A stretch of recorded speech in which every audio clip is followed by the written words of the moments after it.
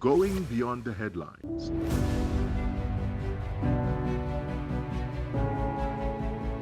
Asking the questions you want answered. Exploring government policies and how they impact you. We are delving deeper.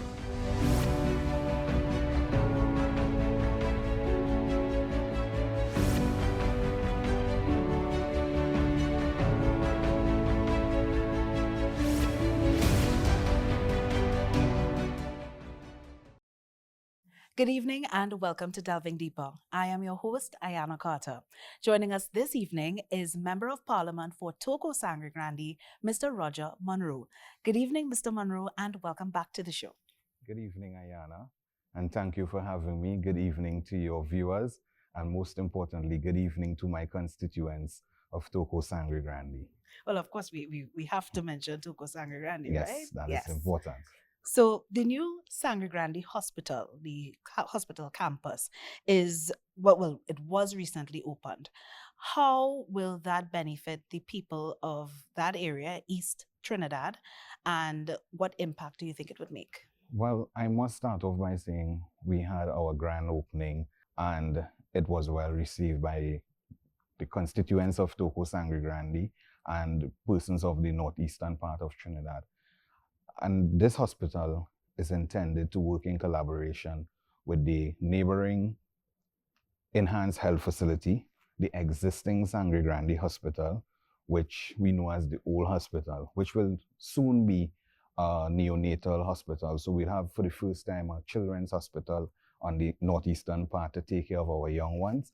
And it's going to work also in conjunction with our other 15 health centers throughout the region and the constituency by extension.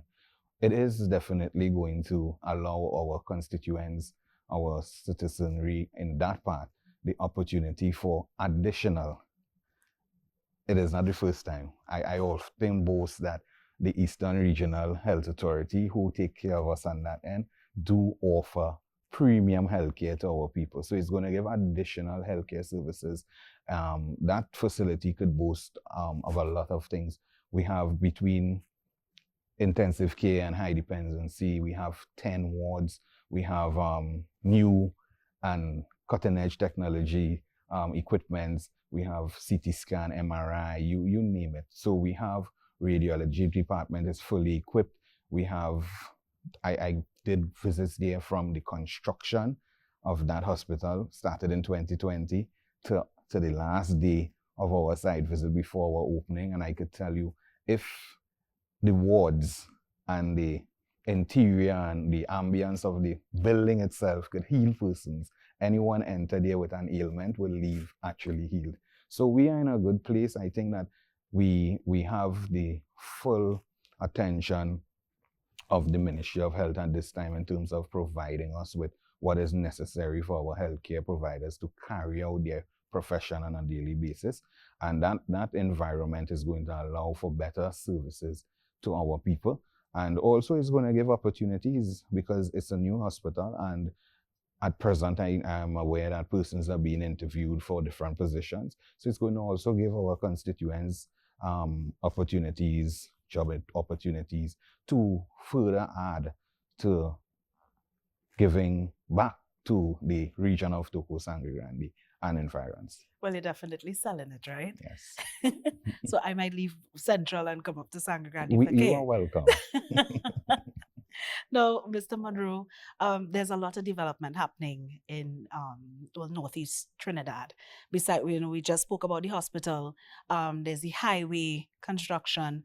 What else can we expect in the coming months? Well, I'm not a boastful person, but I'm always proud to speak of the good work that is happening in my constituency and the northeastern part of Trinidad. And I must thank my Honorable Prime Minister, his cabinet, and all ministers involved in ensuring that we get our fair share of the pie. I also say it gives me encouragement as a member of parliament. I don't sit in the cabinet. I don't hold a ministerial position. But when I make representation on behalf of my people and myself by extension, because I live within the constituency, so whatever affects my constituents directly or indirectly affects me. So I take my job very seriously. I hold dear to my heart the people of Toco, Sangre Grande and environs, from Valencia into Sangre Grande, from Matura to Matlot. And I must say that we have a lot to come into the constituency, but the Churchill Roosevelt highway extension from Komoto into Sangre Grande is going to definitely change the game and the paradigm of the Sangre Grande tongue. We have been doing work with the Ministry of Works. I have been out there doing recommendations and whatnot to ensure that when this highway comes on stream, we are expecting that to happen at the later part of this year, because a very fair portion of that roadway is already completed. Roads, drainage, street lights. At this stage, it's just missing the white line to be officially used as a road. But there's a little piece entering into Sangre Grande that is well on its way to be completed. And we have done some work within the constituency and even in the neighboring constituency, Komoto, Mansalina, to enhance some roads, which would be bypass roads, so that when this heavy inflow of traffic comes into the tongue of Sangre Grande at the Guayco area, they would have alternative place and roadways to access wherever they choose to go from there. We have a lot more happening and would come besides the highway. We have been seeing a lot of work being done on the Matura to Matlot run of our constituency. A lot of bridges being changed out at this time as I speak to you, entering into the St. Helena Village Paria main road. I have a bridge there again. It's being completed. It's some 98% completed. Recently, we would have changed out a board bridge in Galera Road that's heading to the lighthouse. We have the construction ongoing right now of the Grand River Long Bridge that's going to be replaced. That bridge has some challenges. It seems to be sinking, and being proactive, we did what we have to do through representation again by yours truly and the kind collaboration of the Ministry of Works and the stakeholders there to ensure that we change out those. We're going to see the change out of the Bailey bridges. Those single lane bridges are no longer accommodating the free flow of traffic or persons who traverse the Matura to Matlot run of our constituency, and it is our hope and it is our intention to continue the road work, not only out of the phase, because I did not mention, but we recently completed as well and opened the 8 phases of the Valencia to Toco road upgrade.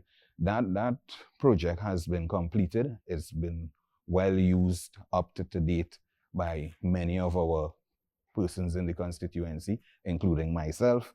And we recently had the tenders out through NIDCO to start the second phase of the road upgrade, would be from in the Matura area there, heading all the way up into the Toco area. So we would see that part of the roadway upgraded as well. So the tenders were out. I think it's closed and we are going on to the other phase. Projects that has been happening as well through Ministry of Public Utilities, another good friend of Toco, Sangre Grande. We have had numerous communities that I made representation for, understanding the plight of those constituents, residents, and persons who live there, of the void of pipe-borne water. So we have recently Church Street, Matura, after 40 plus years of no pipe-borne supply, they have a supply. Sugars Lane, Blake Avenue, Damry Hill, they have a supply. Just concluded one of the bigger projects, a couple $1 million after we had completed the St. Albans, which is Williams Lane off the Valencia stretch. That community comprises of some 920 something plus persons, 323 households. And I could tell you that because I am always front and center with every ministry that comes to my constituency, following up on my representation to ensure that we get the best buck for our money and ensure that at least, if not all, most of our constituents, or in whatever part, is taken into consideration when we carry out a project. We do community consultation because as a representative, I understand how important it is for feedback from the community. It is very easy for us to oversight something sometime, but I have been lucky enough to have constituents who would say to the relevant authorities or to myself, MP or ministry, you know, you're looking at it this way, but think about it this way. And that has been fruitful to us. So we have many things that have been happening. We have the secondary road company who did some tremendous work for us in the Valencia area. Each one of those projects they carried out would have been over 1,000 kilometers. We did Plantation Road in Valencia, Palm Road, sorry. We did Clarence and Oropuch Road in the Valencia area. That being said, we have on that scope, because we scope 22 roads within the constituency from Valencia all the way up. And we have those things as completed, and we have some that is ongoing. The Ministry of Works mobilized some 2 weeks ago in the Salibia area. They have ongoing works in the Delaney Street area, and all the associated side streets would eventually see road works happening in their community. Northeastern Settlement, Jacob Court, that is the upper part of the Ojo Road. It's another unplanned development. My constituency consists of a lot of unplanned development, which I refer to it as, persons may refer to it as, in the layman term, as squatting communities.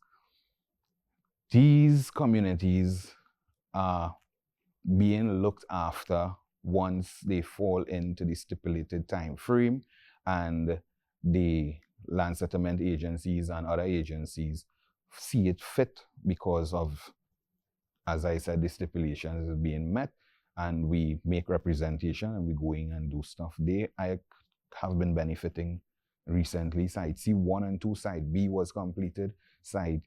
They are benefiting from roads, drainage, street lights, electrification, water supply. So these communities are being developed. We are working to develop those communities. Even in the Vega, the Oropuch area, we are doing the Moralands settlement that has been existing for over 40-something years. They are now receiving roadway, drainage, street lights, electrification, and also a pipe-borne water supply to their homes. It is my hope and my aim to work with all communities, especially communities like these, to develop not only the community, but to develop the standard, develop the morals, develop the self-esteem and beliefs of the people who live there.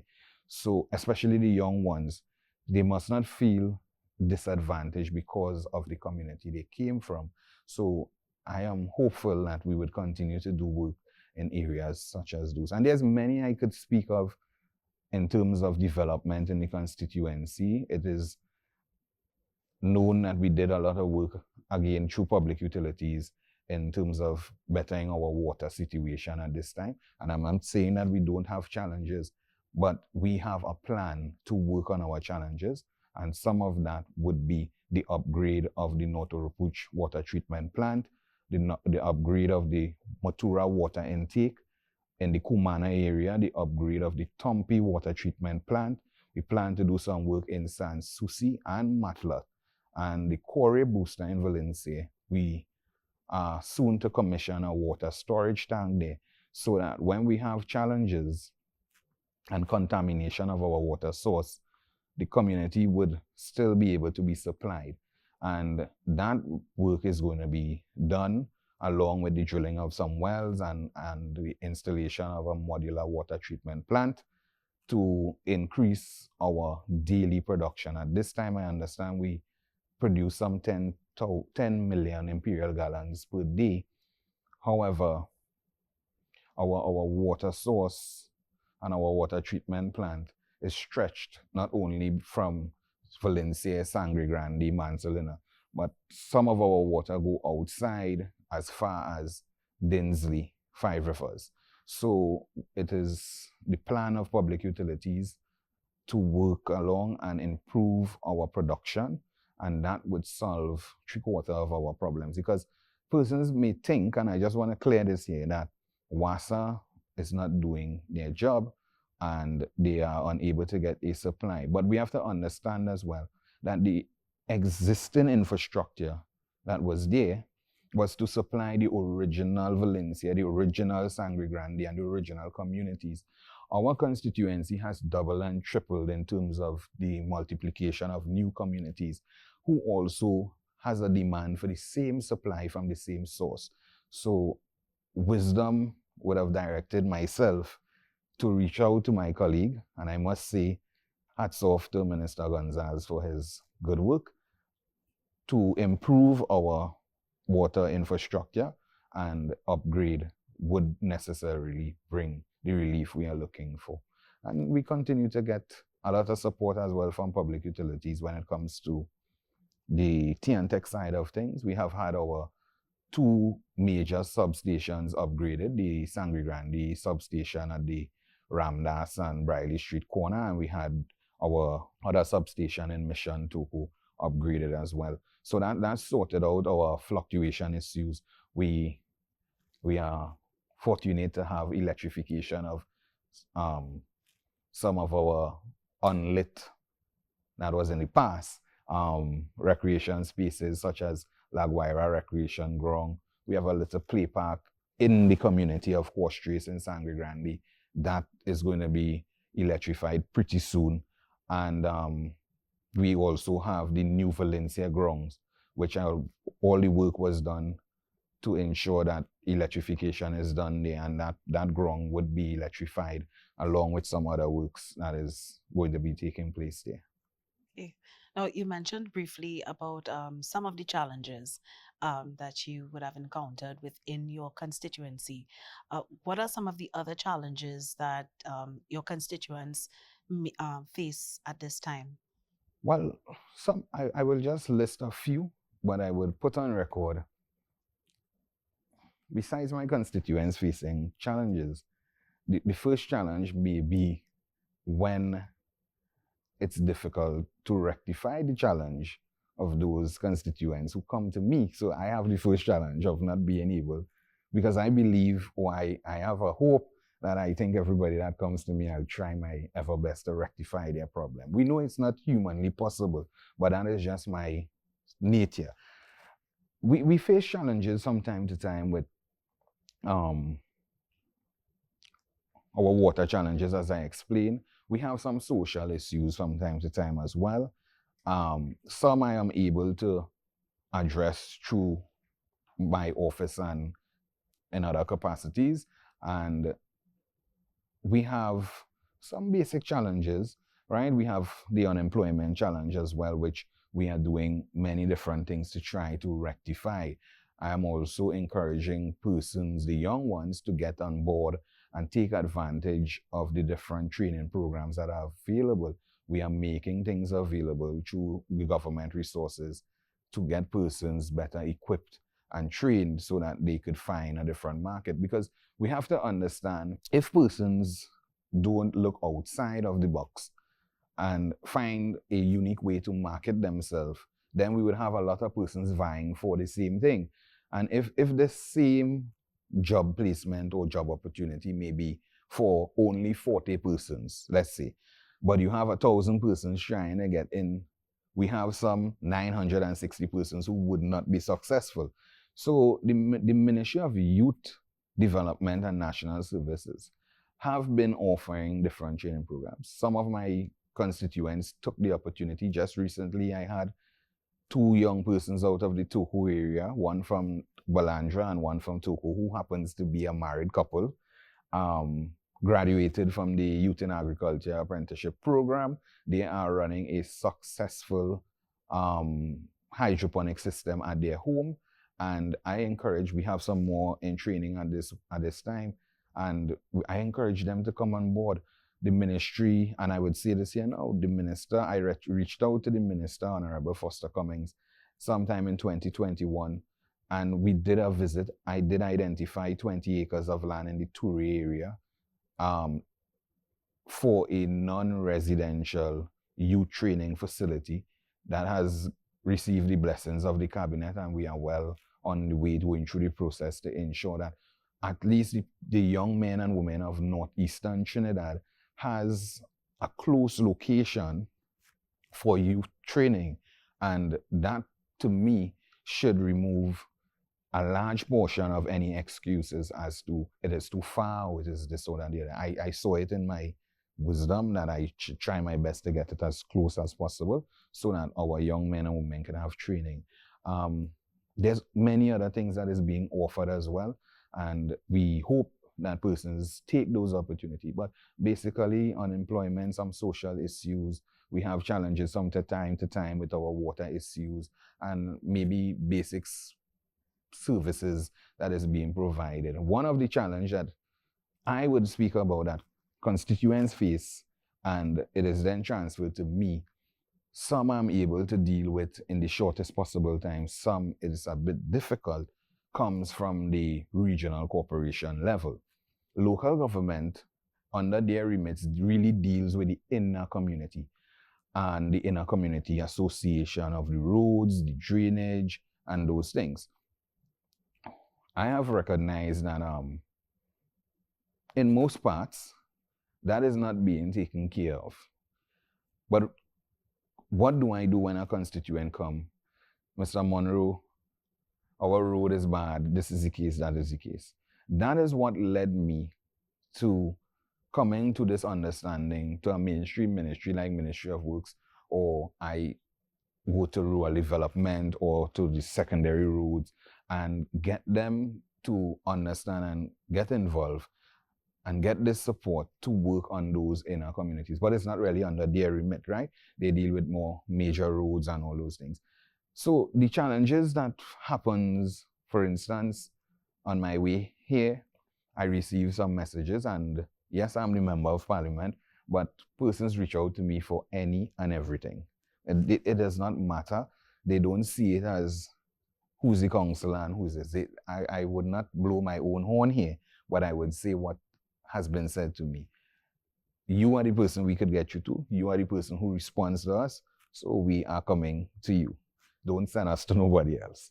So what happens there is that I am still making representation at the local level for persons who may go to the corporation, have challenges, they may reach out to their councillors and whatnot. So I'm still an intermediate, and I do that. So that is another challenge we face there at the local level. The corporation sometimes fail to carry out certain functions for whatever reason. I am not too sure, but those are some of the challenges they face. So they face the local level challenges as well. Garbage collection, sometimes that is out of order. Drainage that's supposed to be cleaned, overgrown areas, and those basic daily irritants that are minor that should be taken care of there. Time and time has to get involved, and I must say, as I'm saying that I must extend commendation to the CPEP management of things, because they often have to fall in and really do what's supposed to be done by the corporation. And I'm speaking about in the Sangre Grande, Toco area, right? So commendation to CPEP. Now, Mr. Monroe, police recently, they removed and destroyed about $10 million worth of marijuana trees, plants in the Sangre Grande area. What is your response to that? Well, I read that story as well. I read the article. What I would say with respect to that is that I also saw some photos, right? And the plant seems to be very healthy. I would encourage persons who go down that road to invest their time, energy, and skill. And I want to say God-given talent, because apparently they have a green thumb, into going into the business of food production and market produce. You know, they would actually help society in a better way by helping us put foods on our table. They would actually make an honest dollar and honest living without the fear of the police having to come and put all their hard work into flames and all those different things, and not having problems and troubles with the law. And there's so many programs that are available now to even certify persons and help them find market when they get into the production business. So I'll encourage persons who probably take that path, whether you are young, whether you are different age. And I know there may be certain justification and things that they may want to compare when I suggested that they go into food production, and they may try to give you comparison between the financial arrangement there. But I think your freedom is worth much more than whatever you would make from going down that illegal path. So I will employ persons to, if they want to go into the field of agriculture, help us produce more food for our nation. Another issue that is being dealt with in East Trinidad that we're seeing is illegal quarrying. What have you done, or what can you do as MP to eliminate that issue? What I can say about that, I may not have much remits as to doing anything in terms of dealing with the illegal quarrying, but I could give some advice, because that becomes a legal matter. There's the ministry that govern over that. So I would advise persons, or I would want to put on record that that activity has somehow put us in a position in Northeast Trinidad. Sometimes that is also leading to the contamination of our main water sources that lead us to challenges with supplying the same pipe-borne water that I mentioned earlier on and whatnot.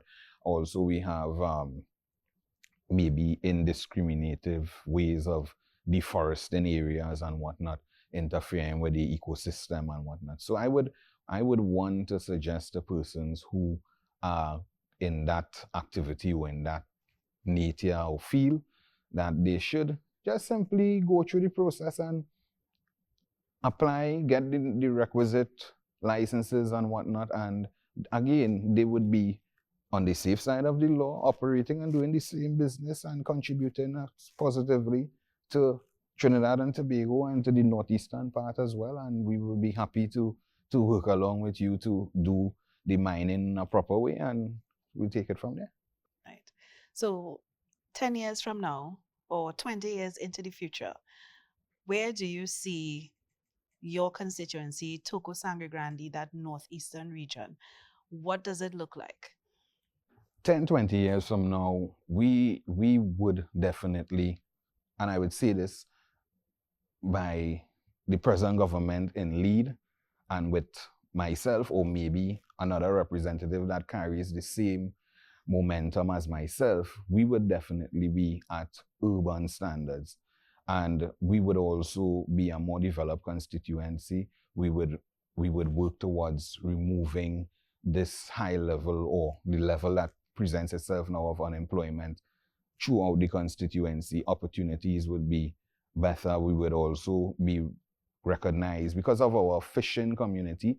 One of the major plans that I have been working on is to develop a processing plant and also to upgrade our fishing facilities, so that, and even agriculture as well, because we are on the way to do revitalization of agricultural access roads. So we would also be known as a processing hub for what is produced out of our constituency. So we would be definitely pushing commerce as well amongst our people, so that they would also be able to make a very good and fruitful living for themselves and their family. All right. I think that's a great place for us to end this evening's episode of Delving Deeper. So let me thank MP for Toco Sangre Grande, Mr. Roger Monroe, for joining us on another episode of Delving Deeper. Thank you, Ayana, and thanks for having me. Now join us again for another episode of Delving Deeper, the same time next week. I am your host, Ayana Carter, and from all of us here, have a good night.